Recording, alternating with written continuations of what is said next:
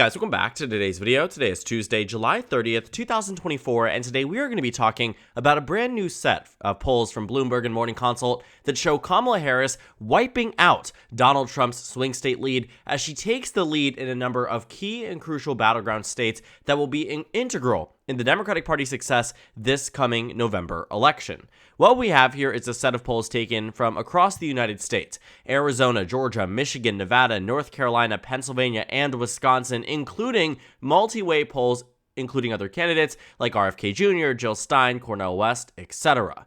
What we're finding is that Kamala Harris has, in fact, made massive gains compared to where President Biden was just a week and a half ago. Today marks day 9 of the Kamala Harris for President campaign, and even today, she has turned around a number of crucial battleground states the Democrats are going to need to win this election. Now, what I find to be the most important from this is really just the change in states that Democrats have been desperately looking for good numbers out of and haven't been able to find over the past 6 months. States like Arizona, when President Biden dropped out of the race, he was down 6 points statewide. States like Nevada, where Biden was down 6 points statewide, both of which now have Kamala Harris in the advantage for the first time in a very long time. The first time a Democrat on the presidential level has even maintained a lead. It also now calls into question the impact of a vice presidential candidate here, where Morning Consult actually shows that Kamala Harris's least well-performing state, meaning the state that she is doing the worst in, is the state of Pennsylvania, where she is down 4 points against former President Trump. Now, this isn't exactly in line with a lot of the data that we've been seeing. A new poll out shows her running ahead of Donald Trump's Susquehanna University, which is very known for their polls that they do in the state of Pennsylvania, has Kamala Harris ahead by 4 points. And so the Morning Consult poll, in a way, sort of starts to seem like an outlier when you look at some of the recent data. Fox News has a tie. Emerson College even has a 2-point lead for Donald Trump, which seems to be pretty favorable for him in the most part. But honestly speaking, taking out Pennsylvania, these numbers are not at all bad for Kamala Harris, and in fact are quite good compared to where they were back in the last election, or, far better ahead of where President Biden was a week and a half ago. I'm most impressed for Kamala Harris by the numbers that we see out of states like Michigan, where she has an 11-point advantage over President Trump, putting her in the advantage in this battleground state. On average, leads by 2 points statewide. Michigan is a very important state, one it truly could determine the balance of power for our nation, who wins the election. Michigan, with its 15 electoral votes, genuinely matters so much this cycle, and it is one that has been hotly contested for the past couple of months. We can see that when Joe Biden dropped out of the race, he was down 2 points on the day he decided to depart the race, and in fact was down 7 points in the most recent poll taken in the days leading up to his announcement that he would be stepping down as the Democratic nominee for president. And so Michigan, Trump versus Biden, Trump +2. Now, Trump versus Harris, Harris +2. An 11-point lead in the most recent poll taken. And the numbers in Arizona, like I said, are far better than Democrats really could have hoped for. I mean, they saw numbers before she had taken on the helm as the presumptive nominee that had her down 8 points, had her down 6 points. Then Emerson, which has been far more favorable to Donald Trump than some of the more recent data points that we've been seeing, showed Donald Trump ahead by 5 points statewide. Kamala Harris, on average, is only down by 4. Joe Biden, however, was down by 6.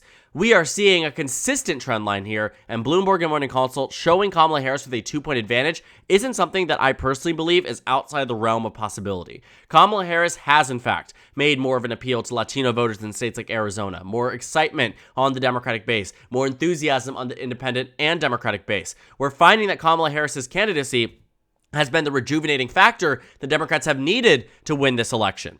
And a lot of the data points, pretty consistently, and Real Clear Politics leans very much to the right in terms of the polls that they select to choose in the cycle. Point being, though, Kamala Harris has been doing phenomenally better than where Joe Biden was, and much better than even she was doing back in 2020 and 2019 as a standalone candidate in hypothetical polls. And so what we also find, too, Nevada is an interesting one because Kamala Harris was down 10 points. 10 points in the state before she was announced as the presumptive nominee, had gotten all the committed delegates. Joe Biden had stepped down out of the race. Insider Advantage had her down 10. Today, she leads by 2.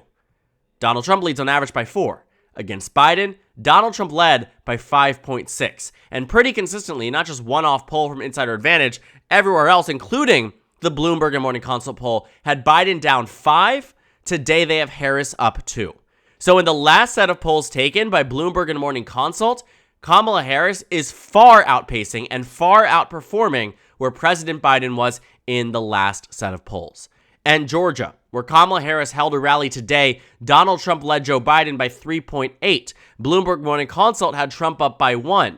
Against Kamala Harris, it's a tie. And in a recent poll from Landmark Communications, Trump +1. Even the Emerson poll has Trump +2. And everything else was taken prior to her winning the nomination, meaning that the real average here is roughly a 1-point lead for Donald Trump.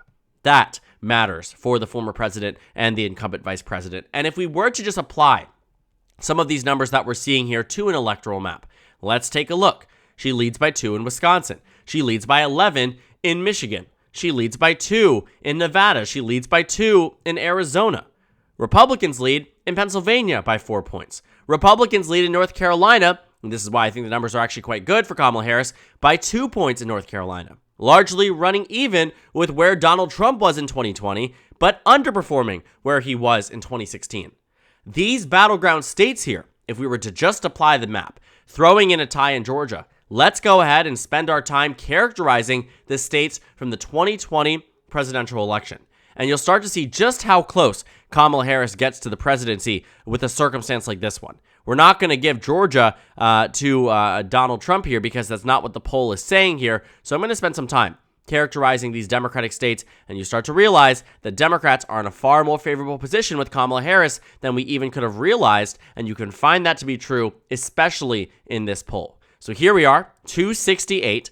Maine second goes to Donald Trump here. It comes down to Georgia in a scenario like this one. And based on the enthusiasm and excitement we saw for Kamala Harris tonight in Georgia, if I was her campaign team, that would excite me. That would excite me about the prospect of the pathway to 270 lying in a state where Kamala Harris can prove that she can excite the Democratic base in a way that Biden couldn't, and Biden did, in fact, so even better than Biden. And partially in a way, too, outperforming every other Democratic nominee, including President Biden, who flipped Georgia for the first time since 1992. Kamala Harris can prove that, and these numbers show that she has massively reduced the increased the competitiveness and reduced the lead that Donald Trump had. Because for most parts, and most swing states are the same way, Donald Trump's lead here on average is primarily led by data that existed prior to Kamala Harris really being the nominee. For instance, North Carolina, which has Donald Trump up on average by 5.5, the only other poll here is one from February.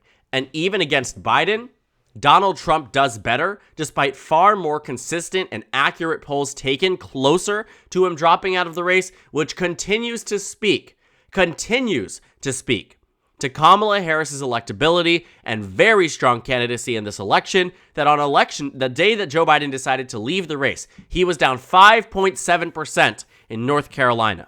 Kamala Harris has shifted that 3.7% to the left and now made North Carolina a 2-point state. Brought Donald Trump down from being near the majority.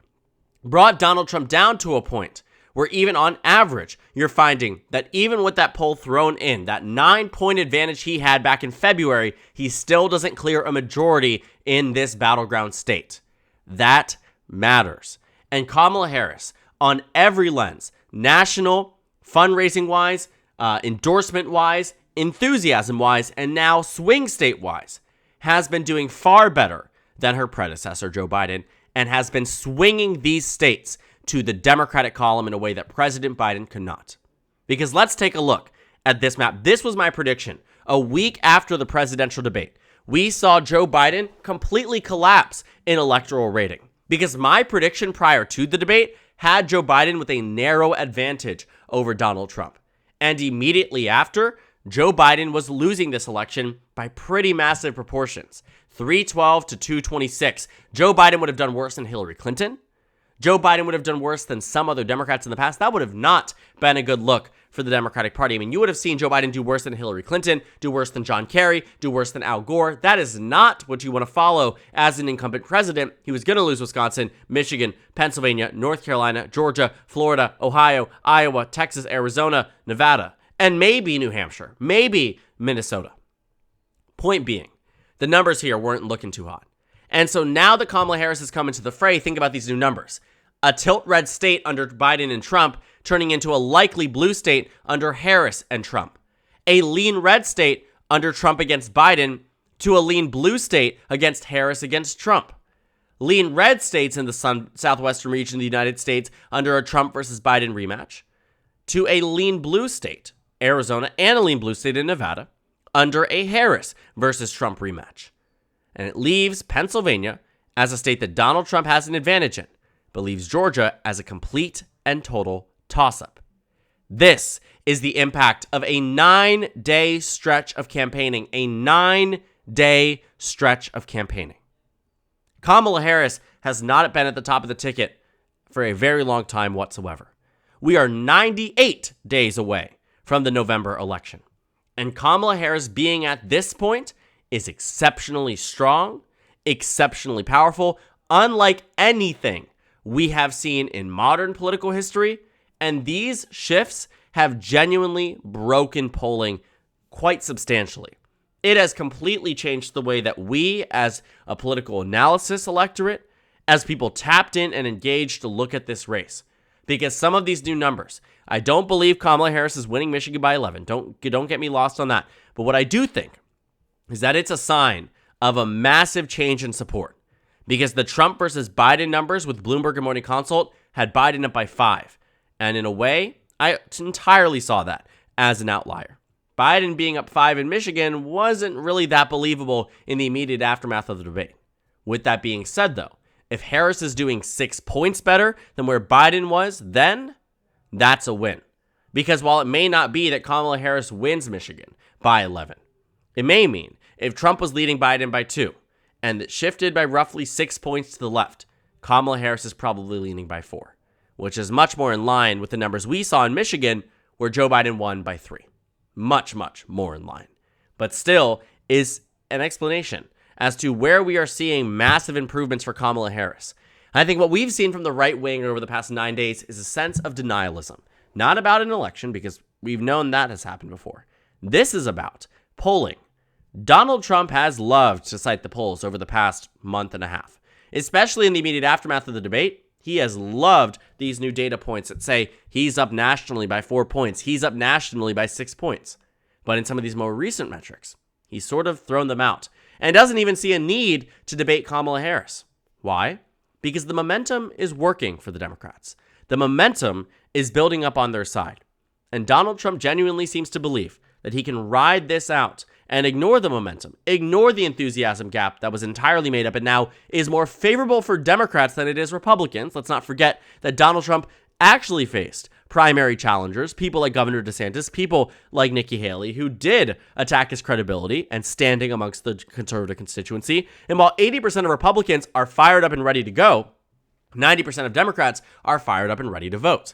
And so we're at a point now where Democrats are no longer fighting the old man, allegations from the right wing. They're no longer fighting the, Joe Biden can't govern, or they're no longer fighting your party isn't enthusiastic. They're no longer, fighting the infighting that ensued following the debate. Biden needs to drop out. No, he doesn't. I'm not giving him any more money. I'm giving him more money. It was a very confusing time, arguably, for the Democratic Party, at least from public perception lens. But it obviously ended up with a decision that was made in the best interest, seemingly so, based on these numbers, certainly in the best interest of the party, of Joe Biden, of Kamala Harris, and the election, to now make it a race where we are starting to see a lot more numbers that are starting to change in different directions.